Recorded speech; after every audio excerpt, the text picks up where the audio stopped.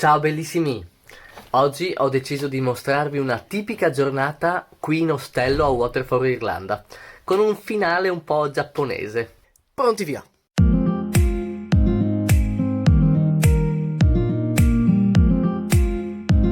Come molti di voi ormai sapranno, per viaggiare in maniera economica utilizzo un sistema che si chiama Worldpackers, un sito per la precisione, dove le aziende, in questo caso gli ostelli, offrono vitto e alloggio in cambio di qualche ora di lavoro al giorno. E se anche voi volete fare un'esperienza come questa, vi consiglio di prepararvi a grandi dormitori, a volte anche misti, con diversi letti. Qui al Portray House a Waterford in realtà va di lusso perché siamo solo in 4, con tanto di bagno in camera, che non sempre è scontato. La giornata inizia con molta calma, in realtà ognuno si organizza un po' come vuole. L'unico orario da rispettare infatti è quello lavorativo, che dura solamente 4 ore al giorno per 5 giorni alla settimana, parlando ovviamente di questo caso perché in Giappone invece lavoravo 1 ora e mezza, 2 ore, a volte anche meno, a seconda di quanti turisti ci fossero al momento. Ad oggi, qui a Waterford siamo in 7 lavoratori. Good morning Mario! Insieme a Kiran, il proprietario dell'ostello, Mario, Magda e Christian che invece lavorano a tempo pieno e sono tutti stradisponibili, un po' come gli irlandesi in generale. La colazione non è differente da quella che di solito danno negli hotel, non ci portano il porridge o le patate, anzi latte, caffè, pane, marmellata, un po' le colazioni che facciamo anche in Italia. Caffè si fa per dire, in realtà è quello in polvere, non è il vero caffè italiano fatto con la mocca. Poi la cucina è sempre il posto migliore per incontrare gli altri. Adesso siamo in 7 ragazzi, più gli ospiti che vanno e vengono. Good morning. Good morning. Hey, good morning. Morning. Ora di lavorare. Il lavoro è abbastanza vario, potete immaginare quello che si può fare in un ostello, soprattutto pulire. Carpet cleaning. Oh, Free, carpet we're gonna cleaning. do that. And basically, it'll start sounding a bit. This is probably full. Oggi a me tocca lavare e asciugare i pavimenti, le moquette per la precisione. Lavoro che devo ammettere essere abbastanza noioso, però qualcuno lo deve fare, altrimenti c'è da riordinare, da rifare i letti, da ridipingere. A Michael oggi è capitato di ripulire le maniglie delle porte. Insomma, tipici lavori domestici. La cosa positiva è che in questo modo noi possiamo viaggiare senza spendere soldi e l'ostello ovviamente ha dei lavoratori che non ha bisogno di pagare perché comunque i letti a disposizione li ha. Finish! Adesso si va a mangiare. Non tutti hanno finito. McDonald's? Yes. La maggior parte delle volte dopo lavoro si va a fare una passeggiata in giro per Waterford a esplorare la città. Chiaramente ogni tanto si fa qualcosa di extra. Oggi ci accontentiamo.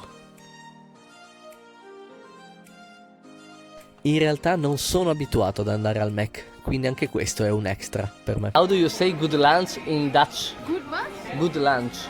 Good lunch? Yeah. Good eten? Good eating? E poi quante volte vi capita di andare a mangiare con un olandese? E poi niente, sono restato bloccato in bagno.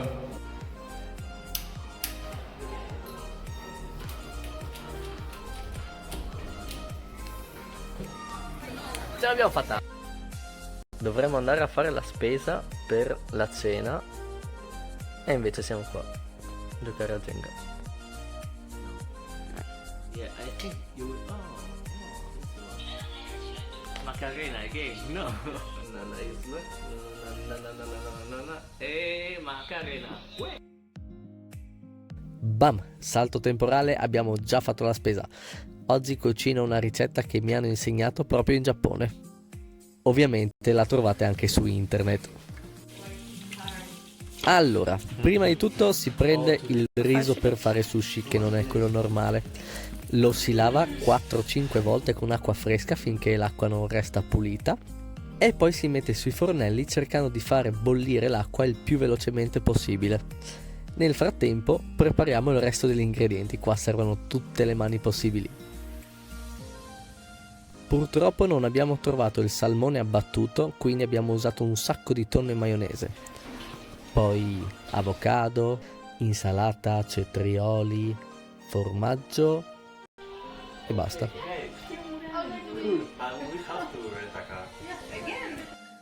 Se non altro abbiamo trovato la vera maionese. Poi si versa il riso in una ciotola più grande, la ciotola in un'altra ciotola, poi la ciotola la spediamo a casa e la schiacciamo come una pulce. No, non è vero, la mescoliamo soltanto con un po' di aceto di riso, zucchero e sale. Poi si prendono le alghe quadrate di cui sicuramente non ricorderò il nome e si pensa fra sé e sé la mannaggia perché sono tutte strappate. E poi si comincia a appoggiare un po' di riso sopra, facendo attenzione che sia ben disteso e che non ce ne sia troppo. L'acqua è molto utile per evitare che il riso si attacchi alle dita. E in realtà è molto utile anche per non morire disidratati. Bisogna ricordarsi di lasciare una bella strisciolina libera all'inizio della nostra alga. Dopodiché mettiamo gli ingredienti che vogliamo nel nostro roll, tutti in una linea bella ordinata in orizzontale. Qua partiamo con l'insalata. Questa è la parte un po' più artistica e personale. Poi mettiamo tutti gli ingredienti che vogliamo restando sempre su questa linea e facendo attenzione a non esagerare, perché altrimenti il roll non si chiude. Oh, mi sento la versione giapponese di Benedetta Parodi, quella che chiamano Benedetta Palodi.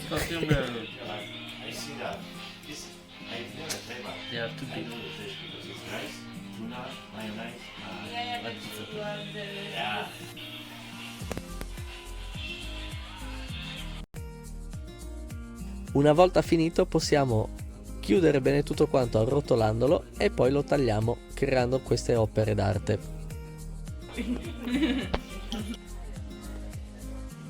E poi ovviamente quando qualcuno sa fare qualcosa è il momento che lei insegna a qualcun altro. E qua vediamo la super mega opera d'arte di Michael. I'll be the protagonist.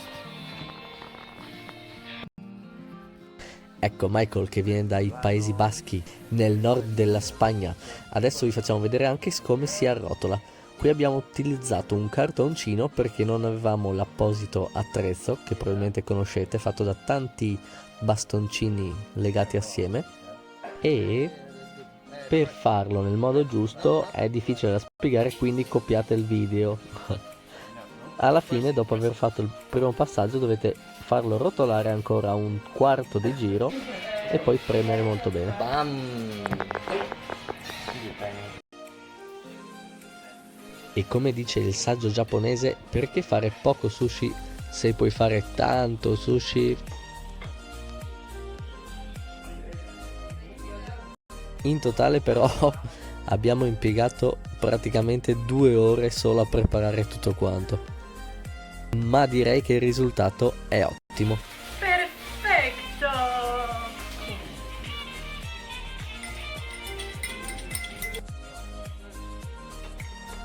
E così si conclude una classica giornata in ostello. Poi la sera a volte si esce, a volte si guarda un film, a volte invece si resta semplicemente a fare qualche gioco da tavola. E poi si va a dormire, ci vediamo al prossimo capitolo.